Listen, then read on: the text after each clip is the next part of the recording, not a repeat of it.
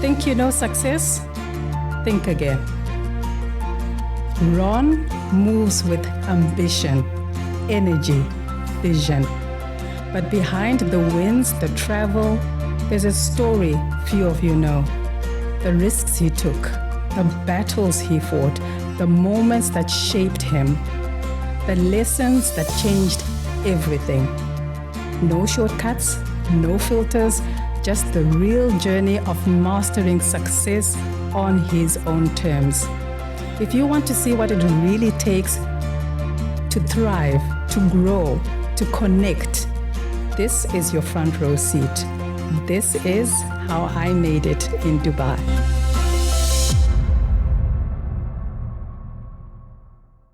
Ron, welcome to How I Made It in Dubai. Thank you for having me, Carmen. It's amazing to have you.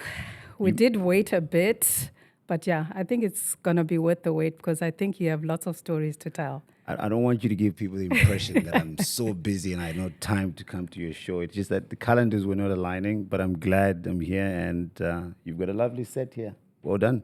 Thank you. So, you know, I've been following your Instagram for a while now. Okay. Since I moved to Dubai 3 years ago, you popped up on my feed like someone to follow. Okay. And I've been following you. I've been following your wins. I've been following your successes, your travel, your style. Okay. But I've noticed there's glimpses of something deeper. There are certain stories that don't really make it on your Instagram feed. True. So today, from the man's mouth, I would love to know, Ron. Who is Ron? When we take off everything, when we strip off everything, the style, the travels, the wins, the successes, the growth. Right. Who is Ron uninterrupted? So just to give an overview, Instagram is a facade and at some point you give what people want to see and it's not really the true self. But to answer your question, who is Ron? Those who truly know me, they call me Ngoni.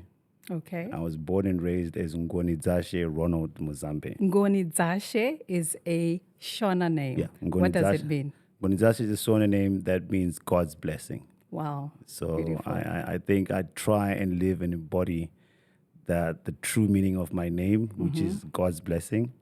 And then to your question, who am I? I'm just a kid from Mbare, and I was having a chat with someone on Instagram actually this morning. They were failing to grasp and believe that I'm from Mbare. I don't know why it's unbelievable. But yeah, I am just this humble kid who had a vision and I saw the light and I followed it to the end of the tunnel. Okay, you talk about Mbare. What is Mbare? Where is Mbare? Okay, so those who don't know, Mbare is a township. I don't know if it's called, it's a high density suburb in Harare, which is the capital city of Zim. And it's a very high density suburb where it's low income housing.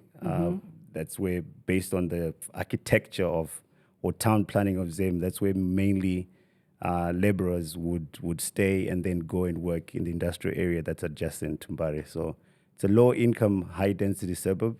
And I'm not ashamed. That's where I come from. And I try every time to give out just hope that you can make it. It doesn't matter where you come from. It's about what you choose to become. And that's what makes you who you are. So this person that you were having a conversation with on Instagram in the DM, what do you think surprised him the most about you saying that you grew up in Mbare? I was having an exchange and he was surprised by how grounded I am. He did say, you're such a grounded human being. No one would ever think that you're from Mbare because he's also from high density. He's from a different suburb called Kwadzana. Okay. And that exchange was, I can't believe you're from Mbare and I'm from Kwadzana and I'm having this exchange with you.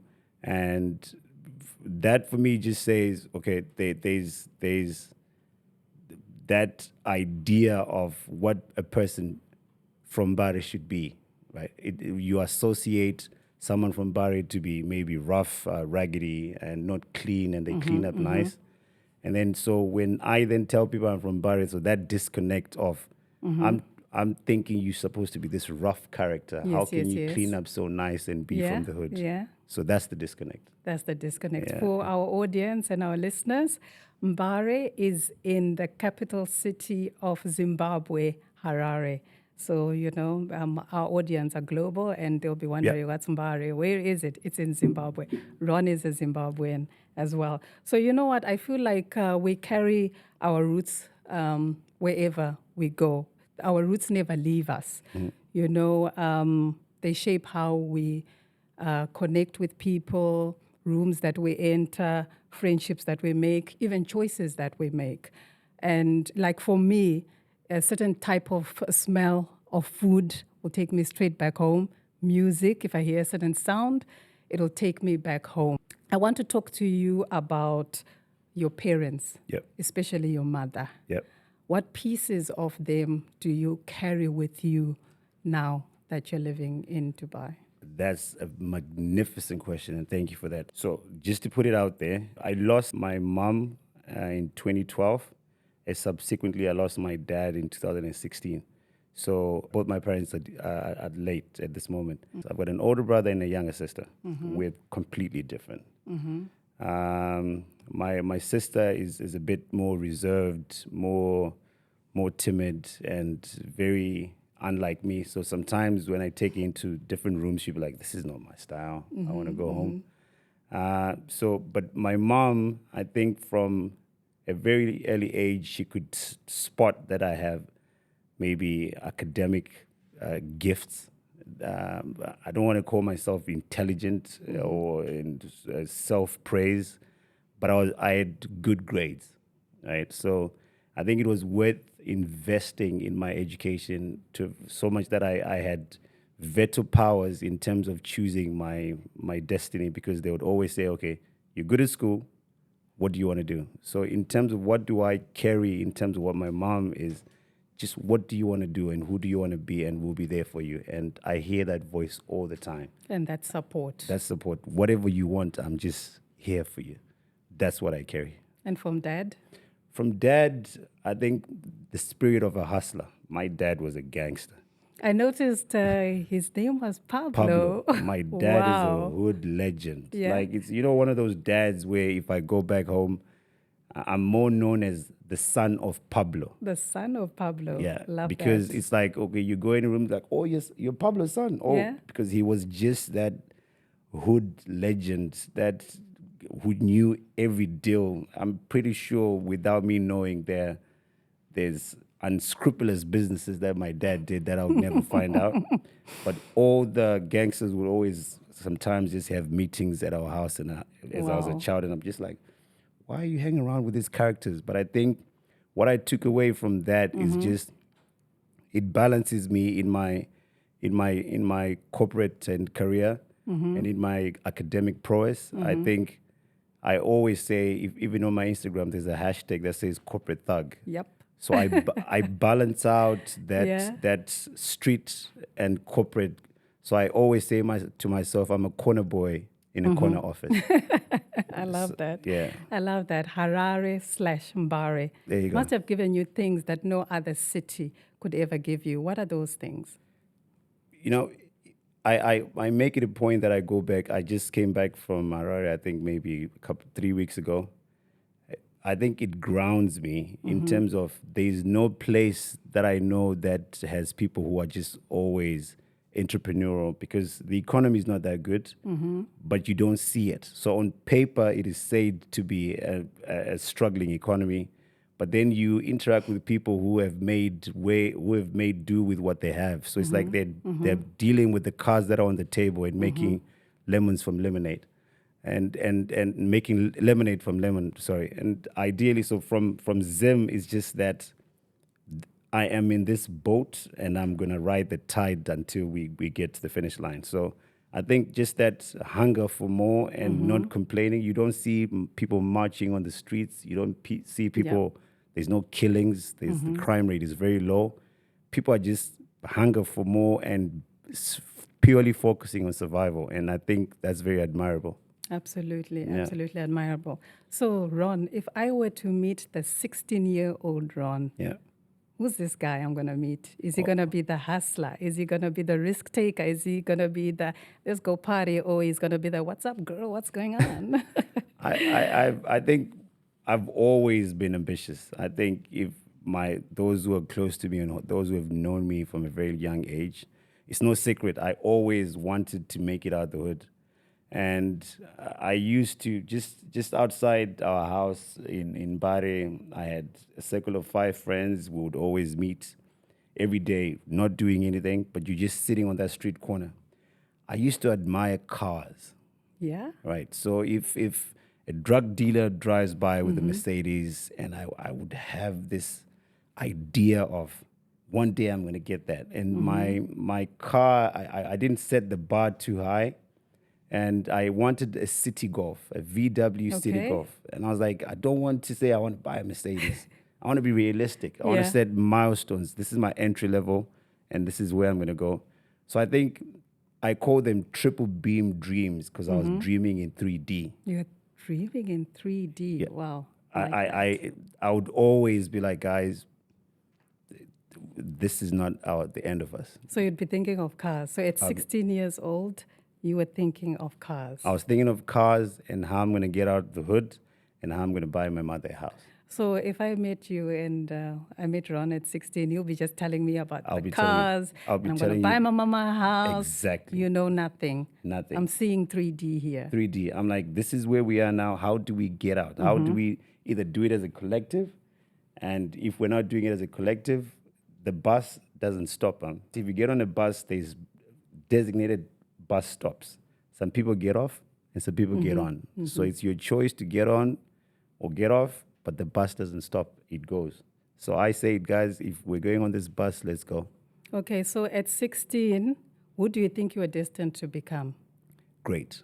I didn't know what sphere it would be or what realm of existence it would be, but I knew I was destined to be great in my own definition of greatness, in terms of how do I achieve self-actualization and become a true version of myself.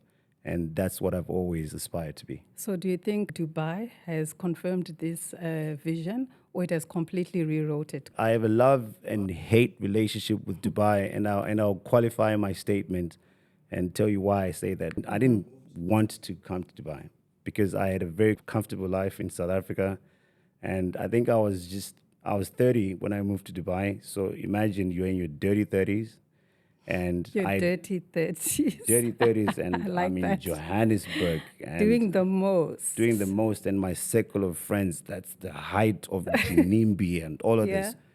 I just bought my first house, and at 30, that was a gift to myself. So I bought my first house at 30 years old, 4-bedroom house in South Africa at 30, and I'm like, this is it. And I had a Mercedes.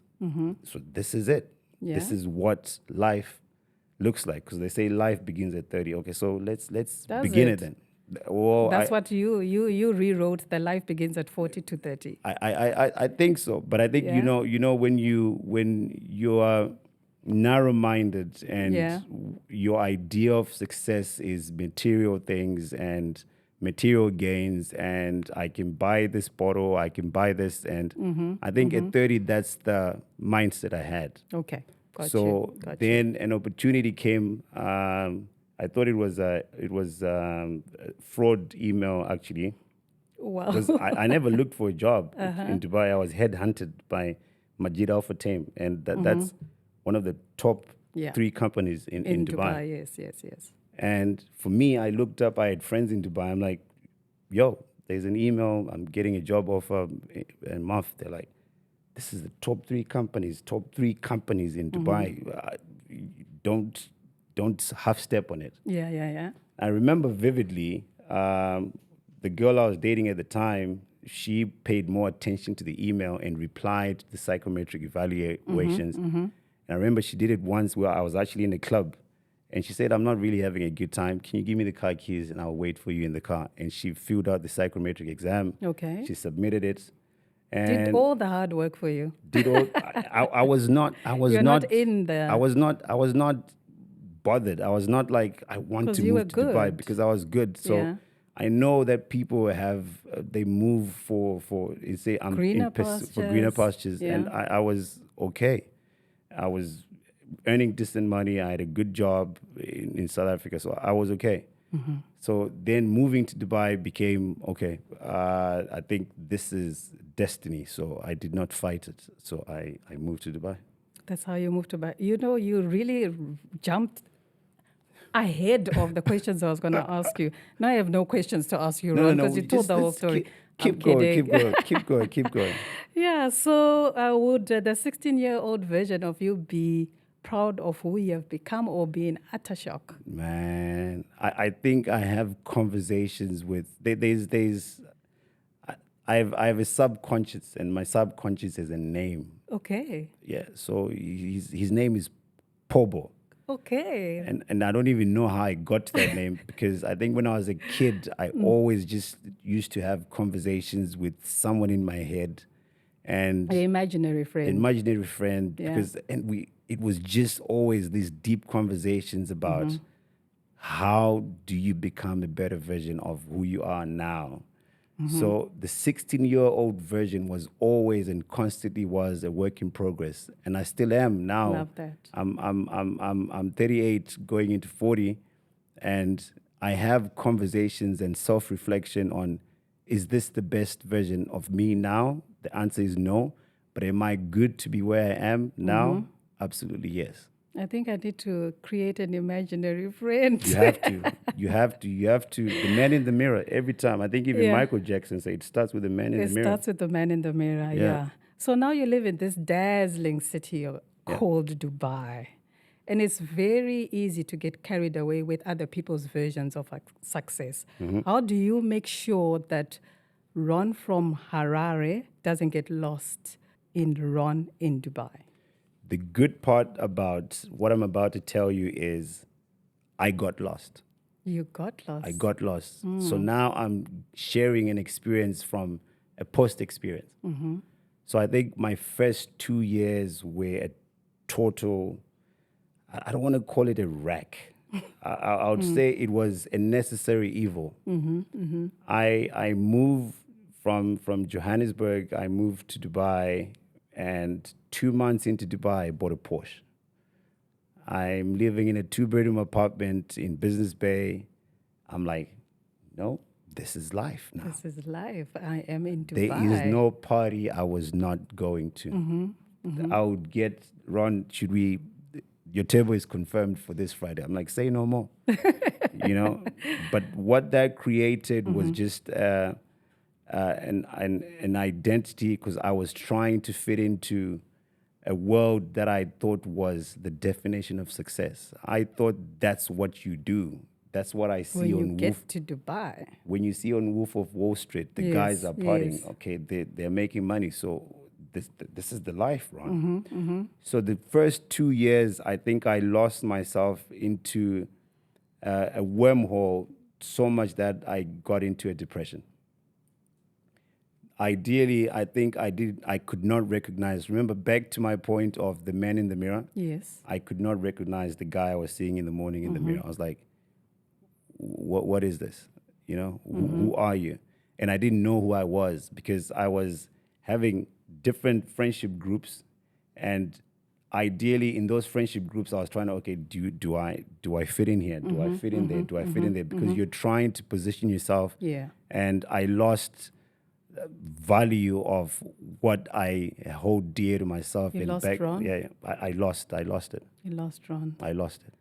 So I think it's now you get lost, because I always say, I think there's a famous line by Jay-Z where he says, bright lights are enticing. Look what that shit did to Tyson.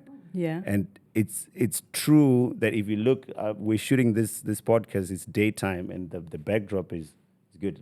You can do a little Kanye skit and look at the view. Look at the view. Look at the view, yeah. Yeah. So the bright lights did get the best of me, but I had to go back to and have those conversations and self-introspect in what do I really want at the core, and I recalibrated. Okay, so I remember when I moved to Dubai. Yeah. It was my first time. I decided I'm relocating to Dubai. I'd never been here on vacation or on business. And I remember as I got to the airport, when I arrived at the airport, just the Dubai energy hit me so hard. I The felt heat? like Or the heat, energy? Or I was still in the in the aircon. airport? Okay. That the energy hit me so hard. I felt like I was in a different realm. Yeah. I felt like, I've got a new lease to life. Mm-hmm. What was your gut feeling when you arrived? How was the feeling? I know you did talk about that you were not even looking for a job and you Yeah. didn't really care, but that moment where you relocated knowing that I am starting my new life here, Yeah. how was that I think feeling? I think the feeling I had was fear. I think fear of the unknown, in terms of I was detaching myself from friends. I was detaching myself from, and it's good that it happened because I think I was having mob psychology in terms of my thinking at the time prior to moving to Dubai. Because everything that I would think was, okay, what do I want to do? Okay, how is that going to impact so and so around me? Because that's the thinking I had at the time. So the fear of now having to think for a single person and being singular and being, okay, this is now a fresh start to be you. And I didn't know how to do that because all I knew was we're around, we're mob, we're moving as a unit. And when I moved to Dubai, it was a solo mission. So it was fear. That's fear. Yeah. Fear. Fear of how am I going to navigate this new space? Fear of it now, who am I outside of mob psychology?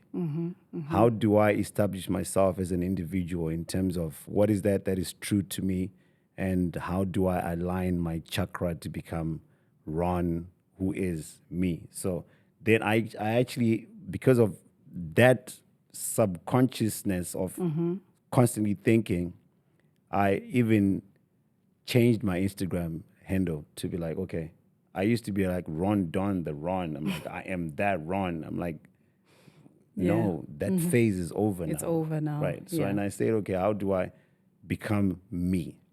And at that time, I think I changed it to something I was Monsieur Ron at the time. Yeah. I was like, okay, address me with respect. Call me Yeah, Mister from now onwards. Yes. So if we're watching a documentary of your first 12 months in Dubai, what unseen moments would we see there? Those quiet sacrifices, those hidden struggles that people would never guess if they saw your life today. I used to cry. You used to cry. I used to cry. Talk more about that. So there are those, again, you get all these accolades, right? I think the thing with what we perceive as success or what people perceive as success. So you're sitting around a table and people are saying, "Oh, Ron, you've made it. Oh, Ron, okay." So Because you got the Porsche, you got so the things. so that's what they see, right? So and in that moment, you are like, "Oh, okay," you're embracing it. But then you have these moments where you're by yourself and you're alone, and all of a sudden the music stops. You know, it's quiet. There's silence, and in those moments, it's only you deep inside you. You know the truth. Is this what you want? Is this what you want? And now I think the idea of what would make me cry is that I would then miss my mom so much. I'm like, okay, it'll be so nice that at night now I'm watching these lights and I'm like, Mom, you can't believe Dubai is like this. Dude. Yeah. I can't wait for you to come there. So I was getting these accolades and people clapping like, okay, is this what it means? But it didn't mean nothing to me. And I wish I could share it with those that were close to me. I wish I was yearning for love in terms of, can I be surrounded by family? I was yearning for that true connection of authenticity, and that was lacking, and I just felt like I was a lost soul. Did you feel invisible in Dubai, or have you felt invisible in Dubai? Invisible, do you mean like you unseen, unseen? unnoticed, your presence unseen, unnoticed, even in those dark moments? So the paradox of self-introspection or being self-aware, when you're not, you don't know what love is. So And something that I always had to learn through therapy over time is with the loss of my parents, I became desensitized. So desensitized to the feeling of loss. And if someone is going through something, ideally you're supposed to be, there's empathy and sympathy. So I lacked empathy. Why did the loss of your parents desensitize you? Because I'm like, okay, if I've lost this, there's no pain. It numbs the pain that I experienced. So what more pain am I going to experience beyond this? So nothing else is going to break me. So it was difficult for me to relate to someone else's pain, because I'm like, what you are really struggling. Or if someone says my dog died, I cannot empathize with them or put myself in their shoes. I'm like, have you experienced the passing away of your mom? That is pain. What you are experiencing is not pain. So invisible in terms of I was not experiencing love. Not that I wasn't feeling seen, but I was just not being loved. Okay. All right. That's interesting. That's interesting. So I have a channel, a How I Made It in Dubai channel, and the members in the channel, I normally conversate with them and ask them, what do you want to hear, or who do you want me on my podcast? Right. And most of them are really, really interested in the corporate world of Dubai. And I think you are the best person to share knowledge, strategy, and experiences of the corporate side of Dubai.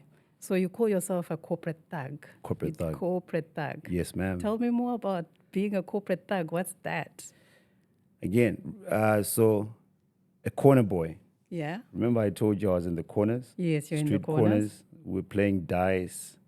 Funny enough, I never did drugs, but drugs were there. Done. Drugs were around me. Petty theft was around me. I don't know. I always just kept myself away from it, but not that I had no knowledge of it.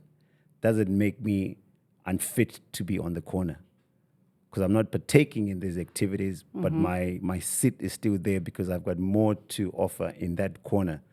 I'll be the guy who's just like, you smart. Even hood legends would be like, Ron, we're not going to give you drugs. You have a life ahead of you. You're not doing this. So I had that protection from the hood from a very early age. So I'm a corner boy, now in a corner office. So that transition for me is the same office. Okay. The mentality that you need to be at a street corner and the mentality that you need to be in a corner office is the same. We all have the same goal. The outcome is income. The outcome is income. The outcome is income. So I think it helps me navigate. I'm very confident. And I think that's one thing I pride myself in. And without, and I think people also, there's a thin line between confidence and arrogance, right? And I've been called arrogant, and I want to dispel that. I'm not today. Tell them. Today, may you be my voice, please. I think I'm just confident in getting things done because I'm just a bulldozer. I'm a go-getter. So that balance for me on navigating in any room, there's some things that in a corporate world that take long because of red tape. There's things that need to be done. There's protocol. There's paperwork. But if you mix that with a corporate and thug way of doing it, there are things that you can negotiate. Absolutely. So that relationship building of just trying to balance the two worlds, I think I've done it so well, and it has worked out well for me. Okay. Yeah. Spencer. Talk about Spencer. Spencer was I think he's the first guy who saw that we could do something with this boy. And there's a very funny story about that. So let's hear it. We're ready to laugh. So Spencer had made it out of the hood. Yes. But Spencer would always come back to the hood. Okay. Spencer was a certified accountant, chartered accountant. He was now working in government, drove a Jeep, had businesses. So he was like the modern day guy who made out the hood and who's doing business in the hood and is giving back to the hood.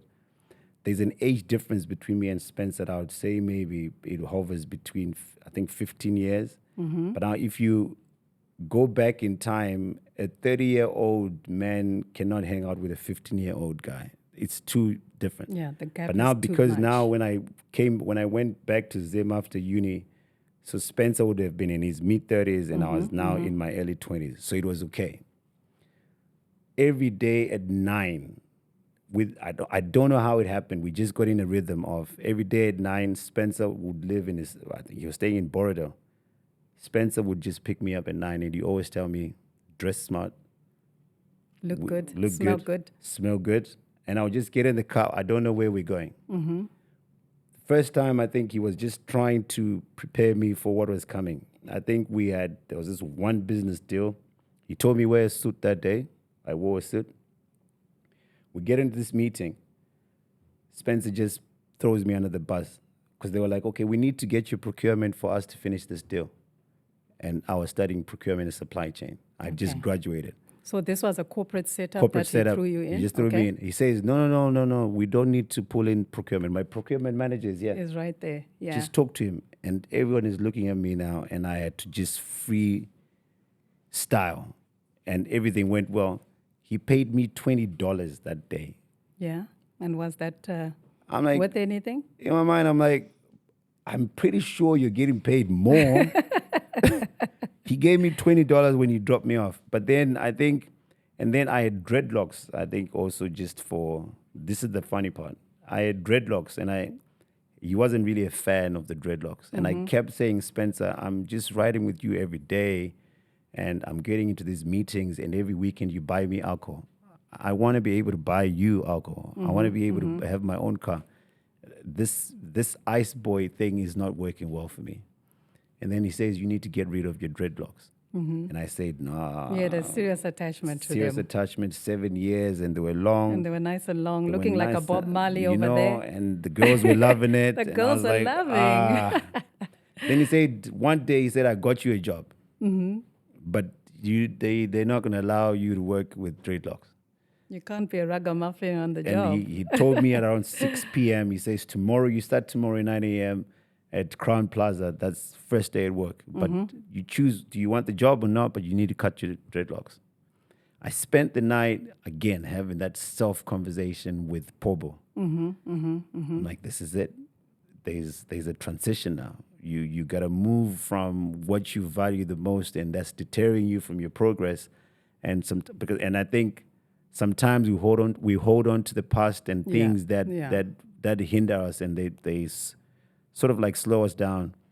And I cut my hair.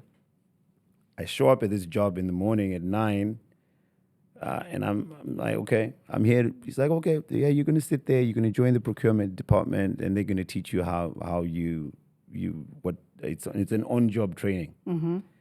By the time we got to lunchtime, and I said, I haven't signed a contract yet. So how much am I getting paid? You know. You wanted to know? And then the HR was like, I think there's a miscommunication. You're not working for us. You're interning. You're an intern here. You're interning. Yeah. There is no pay. You're just here for a short while and you're going to be out of here. I was livid. I was so mad and angry. I walked out of lunch and I called Spencer. I'm like, what is this? He's like, that's the only way I had to get you to cut your dreads. And now we're talking. I love Spencer. He's like, now we're talking. Tomorrow you meet me. We now get to the work. That's how I cut my dreads. It's crazy. Okay. I every time Spencer, I remind him of that Spencer story. for getting him to chop off your dreadlocks. So yeah, corporate Dubai, I mean, it's very layered. Yeah. Different cultures, different hierarchies, all these unspoken rules. So for an African man from Zimbabwe, I imagine your journey is quite unique. Yeah. What's something that people need to know or understand about, the corporate journey, the corporate path in Dubai? So I think one thing that has to be very clear to everyone is everyone's journey is different, you know. Because I've interacted with a lot of my peers or people I've gone to school with, and they would say, okay, Ron, so just give me the blueprint. How do you do it, or how did you do it? Yeah. It's very different, and to your point, it's layered. And Yeah. I think the idea is to be really good at what you are doing, because the competition is very high. Everyone is operating at their optimum level. Optimum level. This is prime time show. I would Yes. liken it to a game Yes. 7 and LeBron and Steph Curry. You know, it's a game 7. It's overtime. There's a million people who can do a job. It's like you can't just say I've got a marketing degree, then Exactly. automatically I qualify to be a marketing manager. There's different nationalities and different pay grades and different based on where you are. So corporates, they'll be like, okay, I can get this job done by X from X country at a cheaper rate because these people take less money. So I think my advice in terms of how can you navigate corporate Dubai is just be exceptionally good.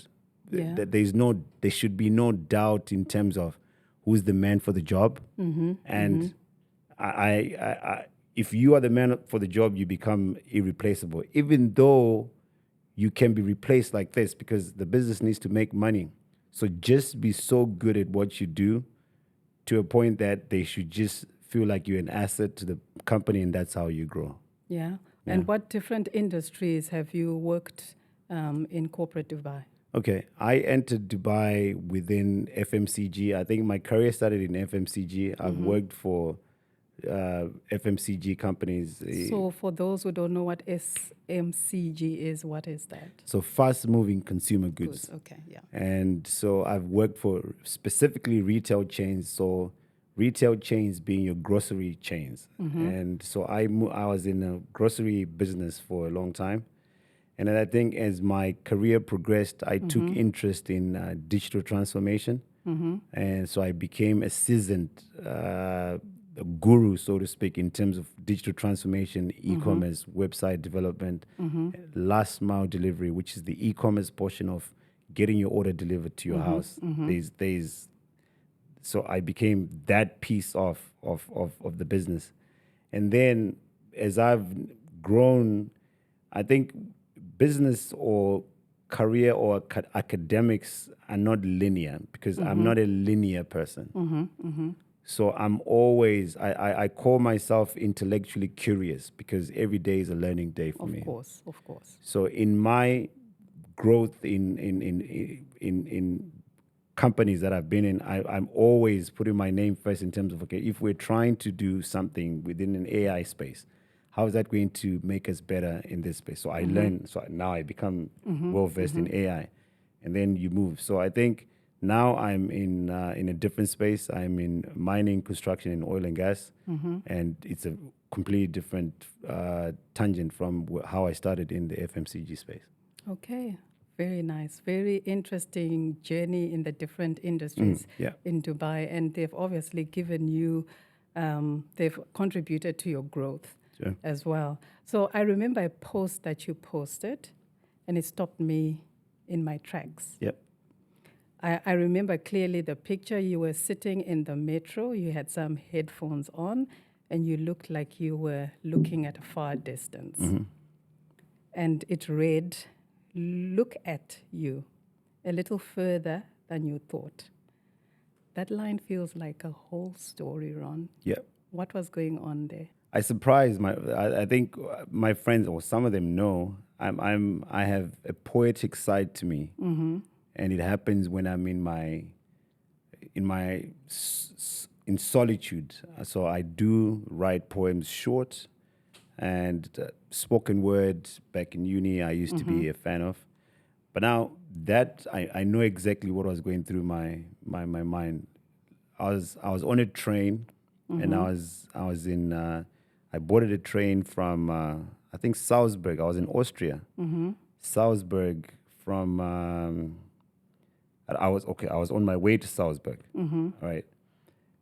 And there was just a great scenery. I'm on a train and it's snowing, and it's a 2-hour journey. And I was just like, I'm going to attend a conference in Salzburg, and It was a work it was a conference. work conference. Salzburg, and I don't think I've ever heard of Salzburg before. And I was from Vienna. I was going from Vienna to Salzburg, and it was just me having those moments of, did I ever imagine myself to be in this space that I am in? And the answer is no. I thought I was going to go far or be okay, like to earlier on to saying when I was in South Africa, I Yes. said this was it. Yeah. So now I'm in these spaces and in these rooms where sometimes, most of the time, I'm the only black person. Even in that conference, I have a picture. I wanted to, I'm going to post it at some time. I was the only black person, and I was just like, I'm a little further than I imagined. Yeah. And that further journey is a work in progress. I'm still going. It's still going. Yeah. Beautiful, beautiful journey. I'm enjoying the stories. These are beautiful stories. I'm to an tell. onion. I'm an onion. I If- can if tell. We can That's go. why We I'm can like, keep this going. guy, and this guy has got more than he posts. There's more. There's Yeah, I more want to to- talk about friendships now. It's a topic that I value so much, Yeah. and it's close to my heart. And I've had conversations in Dubai with people around the topic of friendship, Yeah. and most people say, friendships are very, surface level, Yeah. transactional, flaccid. flaccid. Yeah. And sometimes they're formed around convenience, gym buddy, work Yeah, yeah. mate, or you come from the same country type of thing. But yeah, sometimes you do get those friendships that go much deeper. How have you managed to attract those rare friendships that feel like home in a place where there's constant people moving in and out of Dubai? Because I noticed from your post that you have a tribe, and this tribe it looks like family, is Yeah, family. true. How have you managed to attract those rare friendships? That took some time, because also remember in that 2 year of navigation when I moved to Dubai, I had different friend groups. I've got the Mandems like, yo, what you saying, bruv? I'm there. I've got the Nigerian crew. Yeah. I've got this. I had different cliques, and they were all satisfying different needs. And then, but now, if I'm very big on energy, Yeah. so energy and vibes, they don't lie. Oh, they You know? don't. So They don't. ideally, as you now do that work on yourself, you want to be surrounded by people who subscribe to the same notions as you. You also want to be surrounded by people who check you. Yes. You don't want yes friends. Yes. You want friends who would be able to. I've often said, I think now in my woke era, that if you do not argue with your friend, I don't think you're friends, Is because your real friend, yeah. you can't just always see things with the same lens And agree. and all agree. The time. Yeah. There has to be room where there's a disagreement. So over time, I've also said, okay, because I'm a very sociable being, I tend to then attract what would be labeled as friends, with can be bathroom friendships. Yeah. Okay, we met in the bathroom, and I like your sneakers. I'm like, yo, dope sneakers, bro. Okay, cool. Yeah. What you Yeah. saying? Yo, let's go. Where's the after party? Oh, yeah, come. And then next weekend we're doing it again. But then that is investing energy, and it drains your battery, right? So you need to be around people who can recharge your battery, and where you can feel like you can bounce off ideas, you can feel like you can be vulnerable, and you feel like you can lean on them in times of need. Because there are moments where it's not all fun, it's not all drinks and partying. There are moments when your mom is sick, and you are in Dubai, and you need someone to talk to. So I need to be there for you. Yeah. You need my line needs to be open to be like, yo, bro, my mom is not feeling well. Oh, so why are we talking about going to brunch when your mom is not well? Do you want us to do something else? Do you want to, So I think it has been a journey now because ideally you need to then be in that space where what feeds your energy and what's worth investing your energy in. And I think I've been selective in people that I keep around me, and I think I'm now with the click. You're now with the click. Yeah. And what has surprised you the most about how friends show up in Dubai compared to back home? Because with back home, you build friendships through history. Your families We know grew each up other. together, You grew up together. yeah. Whereas in Dubai, you can meet in an instant, and friendships are made in real time, like you're saying in the bathroom. Oh, I like your sneakers. Yeah. What has surprised you the most about how friends show up in Dubai? Are we talking about my friends, or we keeping it generic? Generic, and then we can go to your friends. So generic people show up when you can do something for them. So it's a trade agreement. Yeah. So it's like we're doing a transaction. I need something from you, so therefore you are my friend because I can benefit from that. So that's the fabric of Dubai friendships. I would say maybe 80 to 90% of them. And then you get lucky to be in the 10% of true friendships where it's not about what you can do for me. It's what we can do together. You know. So what can we do together? It's not. I'm not doing this for you. This is for us. So whatever I'm doing, I'm selfless, and I'm no questions asked in terms of if I'm to do something for my friends, be it financial, be it emotional, be it this. I need to do it without question. So that's what I observe in Dubai. Okay. I once tweeted a tweet on X.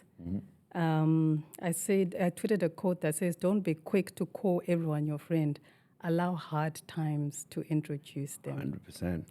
Yeah, and I got a lot of reposts, I guess, because a lot of people resonated with it. 100%. So for me, my question is, how has hard times introduced a friend to you in Dubai? It's something that's dear to me that I noticed recently. I have my brother, my older brother. I think I'll put it out there because it's something that I also want to drive awareness. So it's not a secret. My older brother is struggled with drug addiction for a very long time. Is he back home? He's back home now. He's back home. Yeah. Okay. So, and I love him to bits. Like I love him. He's my brother. Yeah. You know, but it's difficult to witness someone you love go through those moments, right? And it's difficult for you to navigate emotionally, psychologically, and be like, okay, how do you? That's a difficult space to be in for me. It is. And I brought him to Dubai. He had just come out of rehab, and I brought him to Dubai to spend some time. And I was very hesitant. I was like, okay, I don't know how. When I go to work, what is he going to get up to? What is he going to? But then I found him with the family that I call my friends. You know, he came here with no phone. One day he's asking me, "Can you help me with password?" I'm like, "Where did you get a phone?" He's like, "Oh, so and so got my phone." I'm like, "What?" I called my friend. He's like, "Yeah. No, your brother didn't have a phone, bro. I had a spare phone." So I gave it to him. Or I would be like, I'm going home now. If I go out with him and I've got work tomorrow, like, no. They gave him a name. He was called Money Mike. My brother's name is Mike, and he became Money Mike. This Money time Mike. You see Money Mike is in so and so's house. He's in this house. He's living his best life. He's going to the gym with. So in that space, without me knowing, I think my friends knew how heavy that situation that was. Yes. And then we and one of my good friends, Bino, did say, you are my brother. You're not heavy. You're not heavy. You are my brother. Yeah. So if you're going through something, it's not heavy It's for not you. heavy, yes. It's for us as a unit. Yeah. And for me, then I realized that this is family, right? And then recently, my other friend, his parents now, because my brother is back home. My other friend's name Taz, his dad is saying, okay, don't let your brother stay alone. Come, he's going to stay with us. He's my son. So those heavy moments, it's Yes. those people who show up for you in those moments without you asking. That's when you realize that this is true is friendship. True friendship. You've got, you're blessed to have intuitive There you friends. go. There you go. And I want to make it a habit for me also to be that friend for them, and I hope I am that friend to them. Yeah. Yeah, on a lighter note now, hey, we've been going deep, We're going with the deep. stories. Deeper, So, deeper. I've seen you, I know you, I've seen you in your minister of enjoyment Yes. moments. Yes, I do love to have a wherever good Ron time. is, you are going to have the best time, I the do best love a good moments time. ever. Can you share the most unforgettable moments, one or two? I'm sure you have 20. I have a lot. that I could write a book. Your friends always talk about or tease you about. My minister of enjoyment moments Yes. that they tease me about. Yes, or they can't stop talking about because you really brought it on. I would say my last trip to we went to we had a Euro summer with the boys. Yeah, And I saw that. That and was amazing. I'm outing all of them because I planned it. Yeah? So I planned You everything. planned everything, including the outfits? Well, I did give them fashion inspo. I was like, Yes. this is what they wear in Mykonos. This is Yeah. what they wear in this. This is what we're going to wear in Wimbledon. We need suits. We need this. We need Yeah. that. But I think at the end of the trip, it was not about how I organized such a good time. It was more about how I managed to bring all of us together to have a good time. To have a good. We always have a good time. That's why your name is Minister of Enjoyment. I do love a good time, right? But I keep it classy though, chic, classy. I like to have a good. They do say all work and no play makes Ron. There you go. So Not let's Don anymore. make it a point to make it a point to have a good time once in a while. It's important.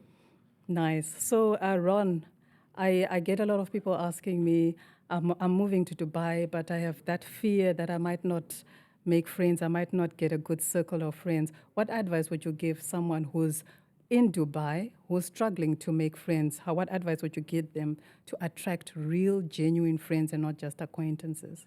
I think the question of how do you make real, you're saying how do you make real friends when you make, how do you attract real friendships? just be true to self, be you're the most authentic version of yourself, and the energy attracts energy. Of So course, those that are in line with your energy, they will be your tribe.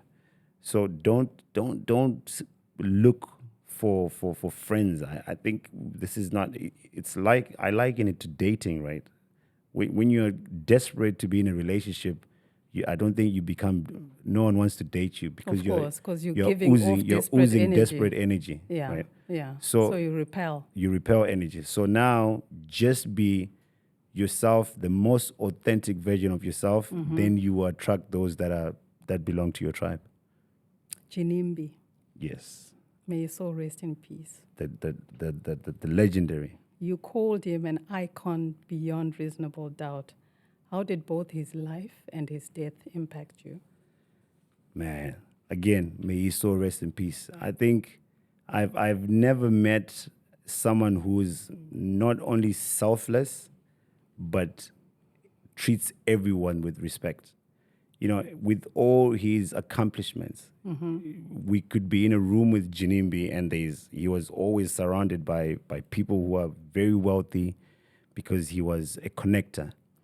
But everyone in that moment, you all felt the same because that's the aura and tone that he set around people who were around him.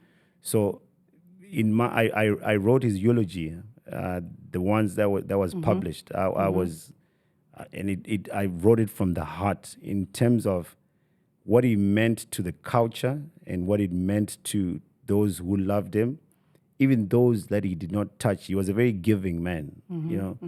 Even there was a time that he was in prison for unspoken reasons, and we visited him and we gave him KFC. And he came to he's like, guys, there's no way you can bring me KFC because there are people who are taking care of me here. And also for me to be having KFC in the canteen and all the other inmates are having this shitty food, let's not do that. But what I want you to do is tomorrow, everyone in the prison gets KFC.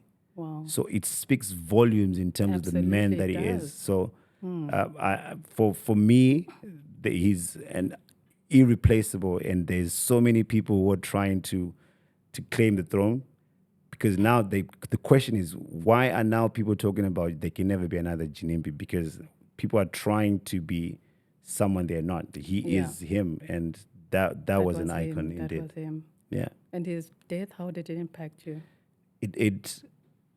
It made me, two things happened. I was stunned by because it's sudden, right? You don't expect it's not.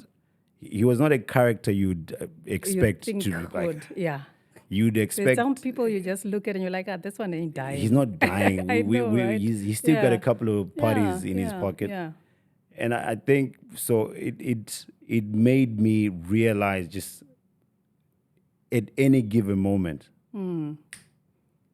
things can be taken away from you just like that. Just like that, yeah. So in terms of it impacted me in just do as much as you can while you can, and you cannot reverse time. So it took us a while, and there's a group chat that we were in with Jinimi. And I always say this, there's a group chat, there's 12 men in this group chat.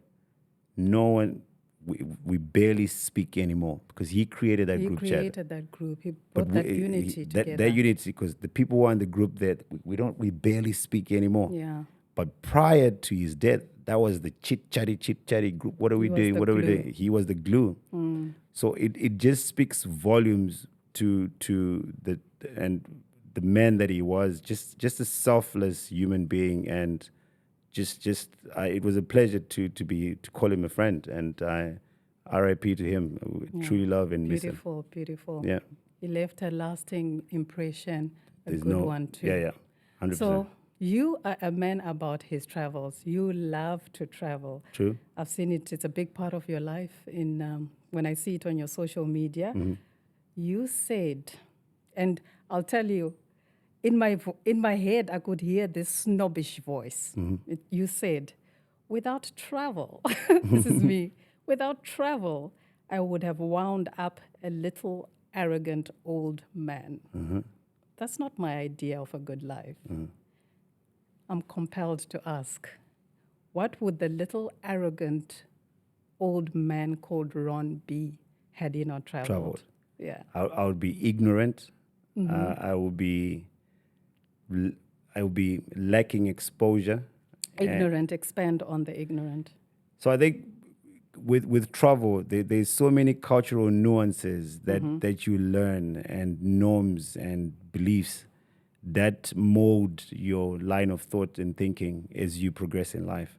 And I think I've acquired knowledge through my travels in terms of the pomme chocolat. You can have it in France. You pronounce it differently. Yeah. It tastes differently when you have it in France. You have to teach me that one now, Ron. You know? So I think ignorance in the sense that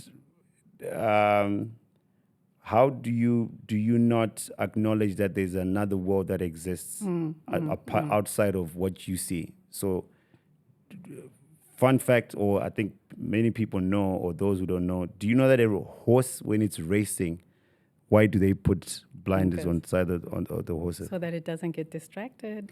Number one. Number two, it doesn't know that it's racing because it doesn't know there's another happening. horse or there's another horse. It's just focused on going. So there's that also you're blinded by what exists outside there, because there's a whole new world, there's a whole new way of life, there's a whole new way of beliefs that might just mold your line of thinking, and it's refreshing to be able to experience that. If I don't get that, then that's where the ignorance comes from. So your travels almost feel like a romance with the world. Like each and every place you go to, touches a piece of you or carries a piece of you. It looks like it's less of sightseeing and more of self-discovery. What has travel whispered in those secret places of Ron? So there are different ways of traveling, right? So there's that when you travel for pleasure, which is just you're going to a destination because maybe there's a cultural or music event. So that's pleasure. Then there's cultural where you're trying to immerse yourself in the culture of that country. So I try to have a good balance. So there are countries that I can earmark and be like, okay, like now I want to go to Peru. That's in my next travel. I want to go to, and then in my party one, I want to go to Tulum. Yeah. There's that. It's going to satisfy this. So I travel intentionally because I'm like, okay, what purpose do I want to satisfy now? And do I want to learn, grow, and develop? And what am I learning, growing, and developing on this trip? Am I learning? Am I growing? Am I developing? And that's how I pick my destinations. You're not picking them because I need to post on Instagram and let the people see that I'm sipping on, I'm in Paris. I sip It's a on different type I of sip travel. I sip on anything I Intentional. want anywhere in the world. Yes. So your travel is very intentional. Yeah. I love that. It's very I intentional. love that. It's very. What's the intent? Am I? So I think there's a good balance, right? Of And course. a good friend of mine, his name is Bino. He recently told me about 4 types of traveling. That Yes. one, you should travel with your partner. I'm taking notes. The second trip you should take. This is once a year. Once you should travel with your partner. Yeah. Second, you should travel with your family if you've got kids, which means it's your partner or your wife and your kids. Third, you should travel with your friends and your boys. If you're a man, if you're in a relationship where your partner does not allow you a boys' trip, you're doing yourself a disservice. Not that I'm promoting debauchery. I'm just promoting being around your friends is important because that's energy. And then the Fourth one. fourth trip is you should take a trip by yourself. By yourself. I love Bino for those 4 4 trips. educational trips. Yeah. I remember a post that you posted. You were in Rwanda. There was a softness there. Something that you could not put to words. Do you want to try now? Okay, so there's so now to what we spoke about living in Dubai, where you have all this glitz and glam, you have all this luxury, and all of this. There's some trips that first of all, going to Zim does the same thing, where you just get reminded of that there's people who have a different life, but their level of happiness might be more than yours, depending on you what you call happiness is not happiness for them. So I think when I was in Rwanda and I was just seeing, it's a country that had been ridiculed by the genocide and all of this, but how it has recovered in terms of they've got all this campaign of Visit Rwanda. I think that's what inspired me, actually. I was like, okay, you're seeing it on football jerseys, Visit Rwanda. There's a huge outcry of saying, okay, there is life after a mishap. There's life after atrocity. And now being able to see how people have become happy and they've got smiles on their faces and they're working at a plantation, and I was picking coffee and Yes, and, I saw that. and So beautiful, these moments. and they were laughing at me. To them, they were like, don't do it like that. Don't do it like that. So and they were like, come, let me teach you. And the lady was holding my hand, and there was just joy. There was joy. Yes, I saw that. And you're just like, okay, but this lady's in a coffee plantation, and there's just joy on her face, and you've got this stress, and you are in your penthouse in Dubai. I know. There's a huge disconnect there. So I think though yes. there are moments where you cannot relive, but you can just feel it, and it's being present in that moment. Yeah, there was that joy. It was 100%. so unguarded. Yeah. You were completely in the moment. So what did those female farmers teach you that no boardroom, no luxury hotel could ever teach you? That deep inside you, only you know the truth. So the idea of happiness is not we can learn from motivational speakers, we can learn from gurus, we can learn from, but I think what you coin and what you define as, this is what I want my happiness to look like. And when you own that space and when you're in that self-actualization space, I think you just become happy. And that's rare, because we're constantly chasing this feeling and we get lost in this rat race. Do you sometimes get torn in between that simplicity, that soulful simplicity of, when you visit back home or a place like Rwanda and Dubai? Do you sometimes get... I think it's caught up. I would say what I then just, it's a reminder, right? But Dubai will never have it, because the design of it is different, right? It's a luxury place. Yeah. But to have, I always say, I wish I knew my neighbor on a first name basis, and I'll be like, oh, are your kids off to school now? I saw them. Jim must be 18 now, right? Because by the time we grew up, he was 6. You can't do that in Dubai. Why? You must take initiative and No. I'm saying the time that we have is very limited. Okay, You have elevator conversations every day in Dubai. Yeah. There's no time to know there's Mr. no time. Smith and know that he's this and know that you don't have that time. So I think some of these trips to countries where you see that people are living as a community rather than just living as acquaintances, that's the difference. The difference. Yeah. So success for me has meant different things in different times of my life. Has the meaning of success evolved with you over time or since moving to Dubai? Yeah, it has. Success is not materialistic. Success is not how much money you have in your bank account. Let me not take away what money can do. Right, money is important, but I think it's a moving target. It's an insatiable feeling to a point that it creates chaos in your happiness, because you're constantly unhappy because you feel like it can never be enough.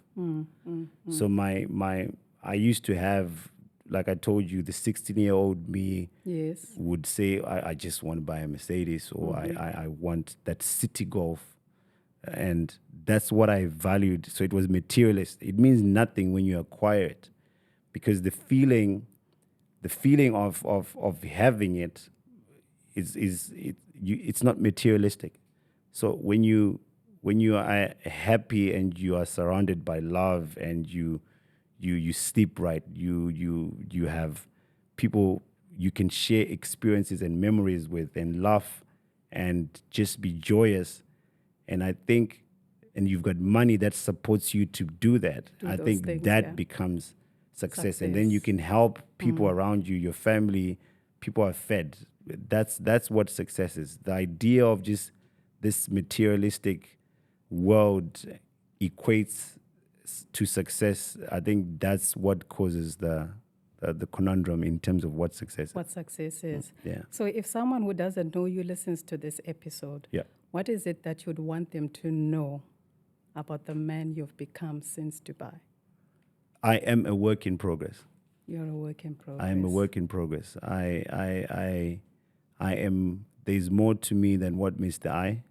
I think you even for yourself, you've discovered some layers under this onion, and I think we tend to just put people in boxes based on what we see, or what we hear. And if you really want to truly take time to know someone, make time. If you're like conversation or but I also at the same time just know that there's more to this individual, and I too am a flawed human being, but I too am true to self.